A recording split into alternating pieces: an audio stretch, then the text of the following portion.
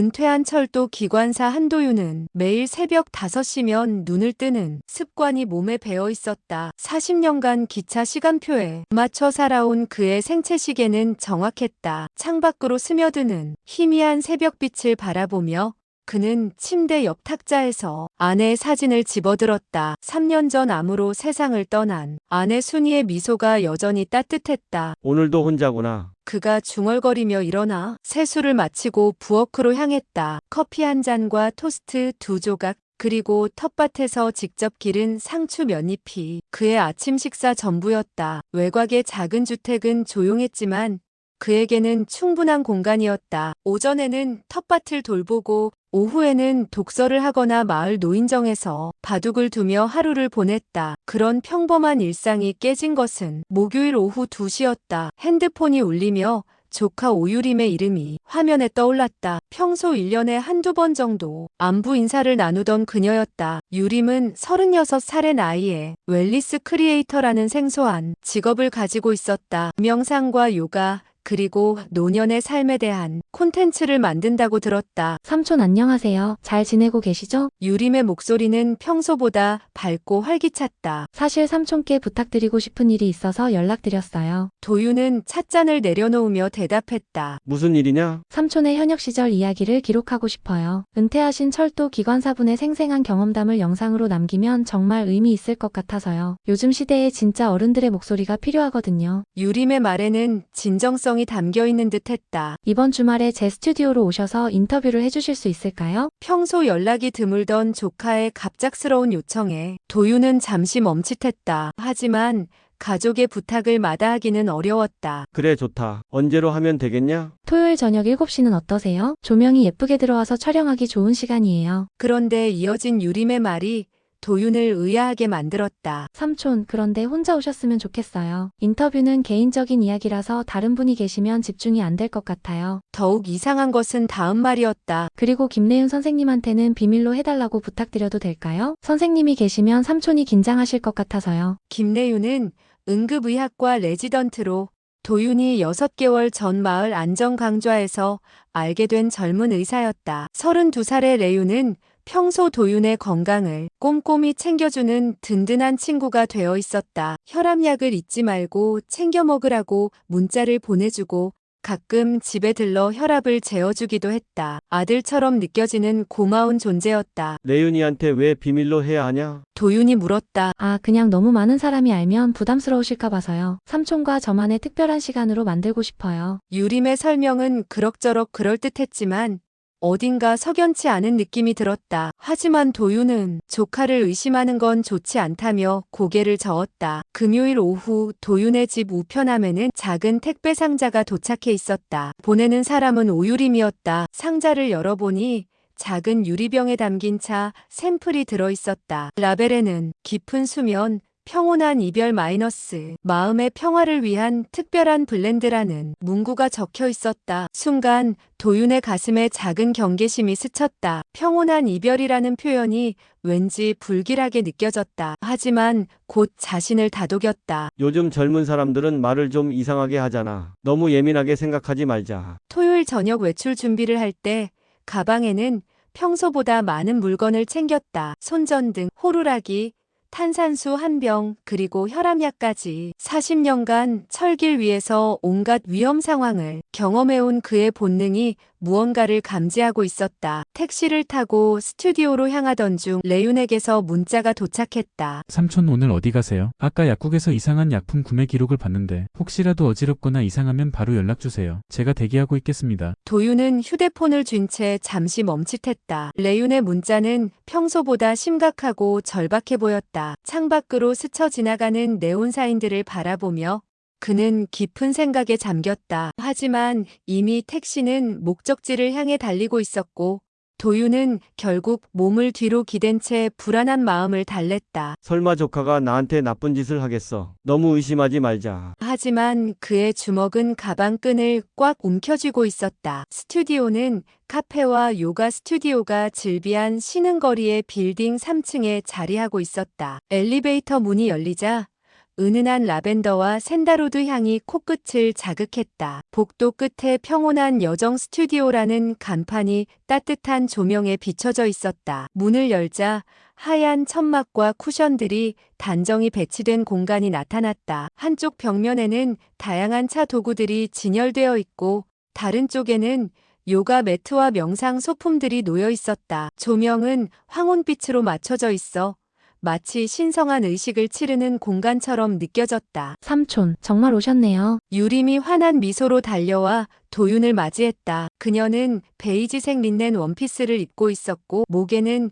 작은 수정 목걸이를 걸고 있었다. 오늘 정말 의미 있는 시간이 될 거예요. 이어 남편 서기문이 카메라 뒤에서 나타났다. 마른 체형의 뿔테 안경을 쓴 그는 영상 제작자라며 정중하게 인사했다. 어르신, 오늘은 라이브 송출도 고려하고 있어요. 삼촌분의 소중한 이야기를 더 많은 분들께 전하고 싶거든요. 도윤은 찜찜한 기분이 들었지만 별다른 말을 하지 않았다. 김우는 카메라 각도를 조율하며 여러 번 테스트 촬영을 했다. 렌즈는 도윤이 앉을 자리를 정확히 겨냥하고 있었다. 삼촌, 여기 앉으세요. 유림이 낮은 방석을 가리키며 말했다. 먼저 마음을 편안하게 만드는 차부터 드시죠. 인터뷰 전에 긴장을 풀어주는 저희만의 특별한 의식이에요. 유림은 서랍에서 작은 갈색 병을 꺼내 도자기 찻잔에 몇 방울을 떨어뜨렸다. 액체는 유난히 맑았지만 잔 속에서는 가는 가루가 어른거렸다. 물을 부어 저으니 연한 황금빛이 났다. 이건 티베트 고산지대에서 가져온 특별한 허브차 농축액이에요. 마음을 깊이 차분하게 만들어주죠. 명상 전문가들이 애용하는 거예요. 유림의 목소리는 부드럽고 확신에 차 있었다. 도윤이 의심스러운 눈으로 물었다. 너희는 안 마셔? 유림은 잠시 머뭇거리다가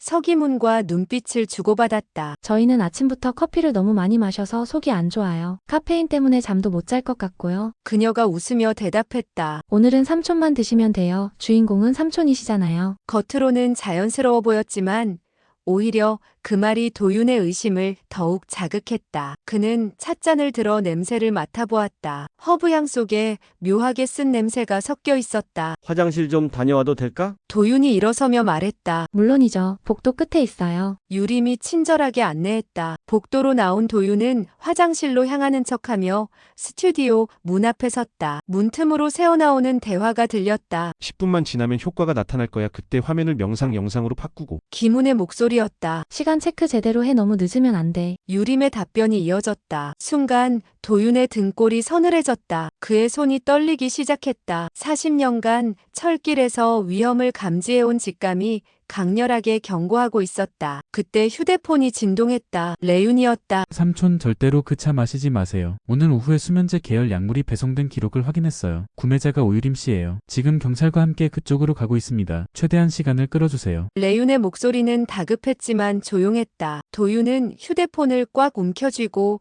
깊은 숨을 내쉬었다. 이제 확실해졌다. 조카가 자신에게 독을 먹이려 하고 있었다. 화장실에서 나온 도윤은 최대한 자연스럽게 행동하려 했다. 하지만 그의 마음은 이미 전쟁터였다. 스튜디오로 돌아온 도윤은 최대한 평정심을 유지하려 했다. 유림과 김훈이 그를 바라보는 눈빛에서 미묘한 긴장감이 느껴졌다. 카메라는 이미 녹화를 시작한 듯 빨간 불이 깜빡이고 있었다. 삼촌, 이제 우리 함께 시작해볼까요? 유림이 환한 미소로 찻잔을 들어 올렸다. 먼저 이 특별한 차로 건배를 해요. 오늘 이 소중한 시간을 위해서요. 도윤은 찻잔을 천천히 집어들었다. 액체는 여전히 연한 황금빛을 띠고 있었지만 자세히 보니 잔 바닥에 미세한 침전물이 가라앉아 있었다. 그는 레윤의 경고를 떠올리며 심호흡을 했다. 삼촌도 건배해주세요. 유림이 재촉하듯 말했다. 김우는 카메라 뒤에서 조바심을 내며 시계를 힐끗거렸다. 도윤은 찻잔을 입술에 댔다. 순간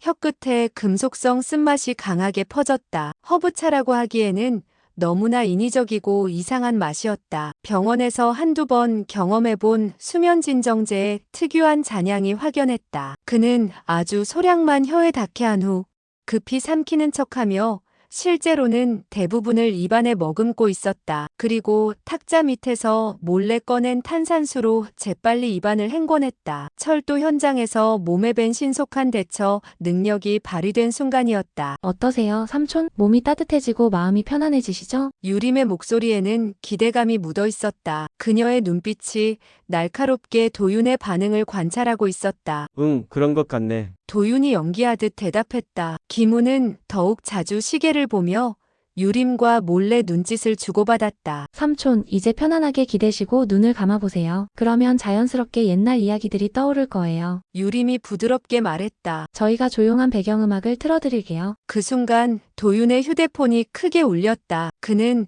일부러 스피커폰 버튼을 눌렀다. 삼촌, 레윤이에요. 제발 그 차 절대 마시지 마세요. 레윤의 다급한 목소리가 스튜디오 전체에 울려 퍼졌다. 지금 경찰이 그 건물로 올라가고 있습니다. 혹시 이미 드셨다면 즉시 토하세요. 유림의 얼굴이 순식간에 하얗게 질렸다. 그녀는 황급히 손을 뻗어 도윤의 휴대폰을 빼앗으려 했지만 도윤이 단호히 막아섰다. 뭐? 경찰? 김훈이 당황해서 카메라를 껐다. 유림아, 이게 뭔 소리야? 도윤은 천천히 일어나며 찻잔을 유림 앞으로 밀어냈다. 허브차라며? 그렇게 좋은 차라면 내가 먼저 마셔봐라. 그의 목소리는 차갑고 단호했다. 삼촌, 오해하지 마세요. 정말 그냥 허브차예요. 유림이 떨리는 목소리로 변명했다. 하지만 그녀는 찻잔을 밀어내며 뒤로 물러섰다. 그럼 왜 안 마셔? 너희는 커피 때문에 못 마신다며? 도윤이 다시 찻잔을 유림 쪽으로 밀었다. 딱 한 모금만 마셔봐. 그럼 내가 믿겠다. 유림은 계속 찻잔을 피했다. 김우는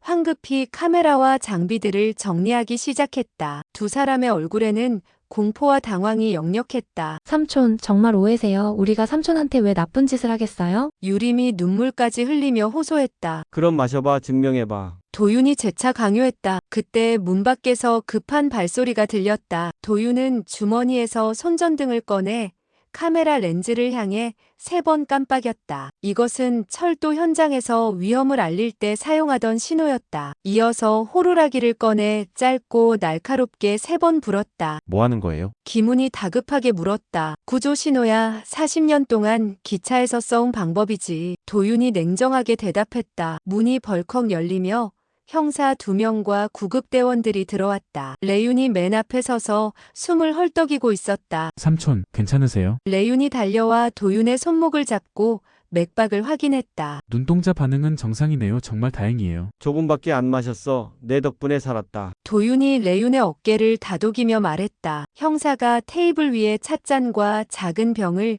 증거봉투에 넣으며 말했다. 현장 체포합니다. 살인미수와 약사법 위반 혐의로 수사하겠습니다. 유림은 바닥에 주저앉아 울고 있었고 김우는 벽에 기댄 채 절망적인 표정을 짓고 있었다. 라이브 송출 장비와 카메라들은 모두 압수되었다. 구급대원이 도윤에게 다가와 혈압과 맥박을 재었다. 수치는 정상 범위입니다. 하지만 병원에서 정밀 검사를 받으시는 게 좋겠어요. 도윤은 의자에 앉아 깊은 숨을 내쉬었다. 손은 여전히 떨리고 있었지만 평생 위기 상황에서 단련된 정신력이 그를 붙잡아주고 있었다. 가족이라는 이름으로 자신을 죽이려 했던 현실이 아직도 믿기지 않았다. 병원 응급실에서 실시한 혈액 검사 결과는 충격적이었다. 도윤의 혈액에서 졸피뎀과 로라제팜 성분이 동시에 검출되었다. 의료진은 복용량이 치료 권장치의 34배에 달한다며 경악했다. 만약 도윤이 차를 다 마셨다면 혼수 상태에 빠졌을 가능성이 높았다. 정말 아슬아슬했습니다. 담당 의사가 레윤에게 설명했다. 이 정도 농도면 고령자에게는 치명적일 수 있어요. 호흡 억제까지 올 수 있었습니다. 압수된 갈색병에서도 동일한 성분이 확인되었다. 국립과학수사연구원의 분석 결과 허브차 농축액이라고 표기된 액체는 실제로는 정신과 처방약을 농축한 독성 용액이었다. 수사 과정에서 더욱 충격적인 사실들이 드러났다. 유림과 김훈 부부는 숨결의 집이라는 단체와 협업 관계에 있었다. 이 단체는 표면적으로는 노인 상담 기관이었지만 실제로는 대형 요양원 체인과 스폰서 계약을 맺고 품위 있는 죽음을 주제로 한 콘텐츠를 제작하고 있었다. 문제는 도윤이 곧 해당 요양원의 인력 축소 은폐 사건에 대해 증언할 예정이었다는 점이었다. 도윤은 6개월 전부터 노인 인권단체와 함께 요양원의 부당한 처우를 고발할 준비를 하고 있었다. 그의 증언은 요양원 측에 치명타가 될 수 있는 내용이었다. 압수된 휴대폰과 컴퓨터에서 발견된 메신저 대화는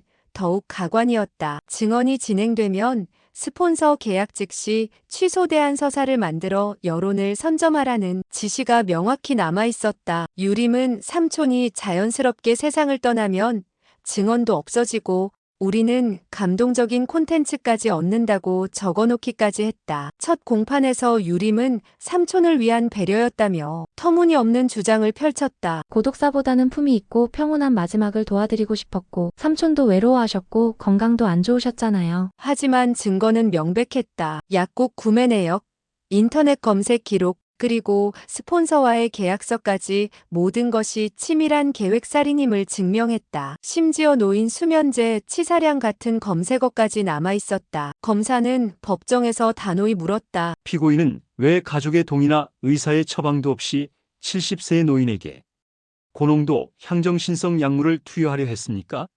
이것이 배려입니까? 살인입니까?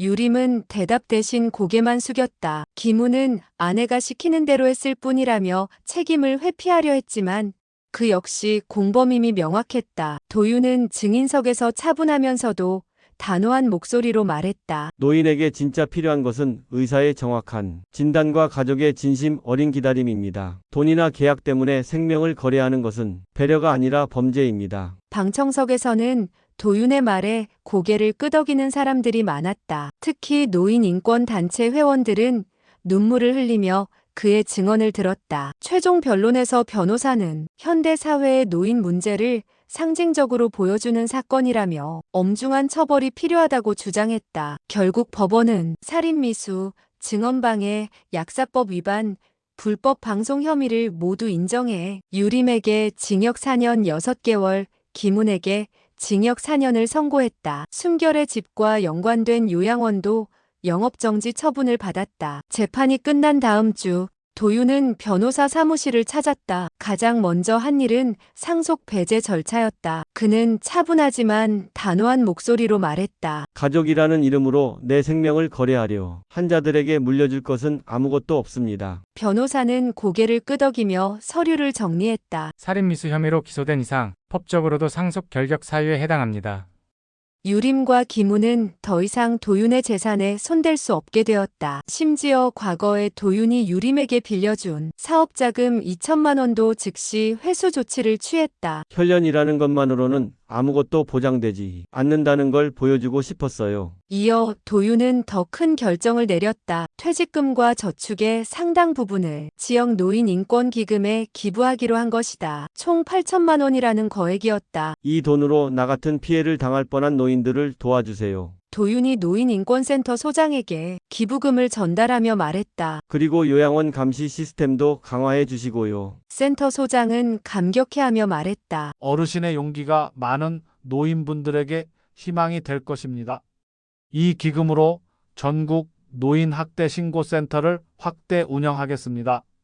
남은 재산과 집은 김내윤에게 상속하겠다는 의사를 공식적으로 밝혔다. 혈연보다 중요한 건 신뢰와 선택이야. 넌 끝까지 내 곁을 지켜줬다. 도윤이 레윤의 어깨에 손을 올리며 말했다. 레윤은 고개를 숙이며 눈시울을 붉혔다. 삼촌, 저는 그런 걸 바라고 도와드린 게 아니에요. 알고 있어. 그래서 더 믿을만 하다는 거야. 도윤이 따뜻하게 웃었다. 가족은 혈연으로 이어지는 게 아니라 서로를 지키려는 마음으로 만들어지는 거야. 지역 신문에는 도윤의 기부와 증언이 일면에 대서특필되었다. 평생 철길 위에서 수많은 생명을 지킨 한도윤 씨가 이제는 노인의 존엄과 권리를 지키는 영웅이 되었다는 제목이었다. 기사가 나간 후 전국에서 격려 편지가 쏟아졌다. 비슷한 위험에 처했던 노인들, 요양원 종사자들, 의료진들까지 다양한 사람들이 감사 인사를 전해왔다. 한 요양원 간병사는 편지에서 어르신 덕분에 우리 시설도 개선되었고 어르신들을 더 정성껏 돌볼 수 있게 되었습니다라고 적었다. 하지만 도윤에게 가장 의미 있는 변화는 일상에서 일어났다. 매주 토요일마다 레윤이 찾아와 함께 텃밭을 돌보고 저녁을 나누며 이야기를 나누는 시간이 생긴 것이다. 진짜 가족 같은 정이 서로 사이에 흘렀다. 삼촌 오늘 병원에서 노인 학대 예방 교육을 했는데요.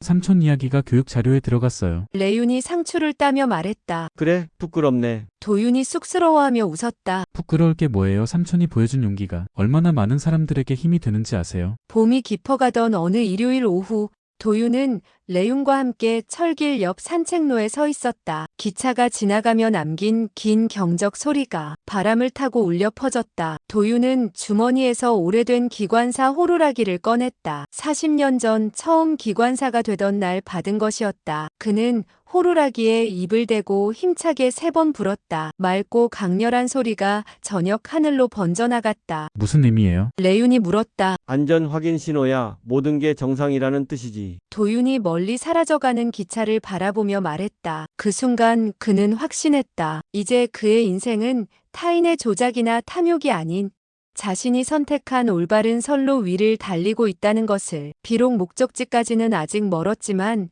방향은 분명했다. 나는 더 늦게, 더 또렷하게 간다. 도윤의 목소리가 철길 위를 울리며 멀리 퍼져나갔다. 석양이 두 사람의 뒷모습을 길게 늘어뜨리고 있었다. 진짜 가족이 된 두 사람은 어깨를 나란히 하고 천천히 집으로 향했다. 도윤의 발걸음에는 더 이상 의심이나 두려움이 없었다. 오직 앞으로 나아가려는 확고한 의지만이 남아 있었다. 오늘 이야기가 여러분에게 좋았기를 바래요. 구독과 좋아요, 그리고 댓글로 여러분의 생각을 들려주세요.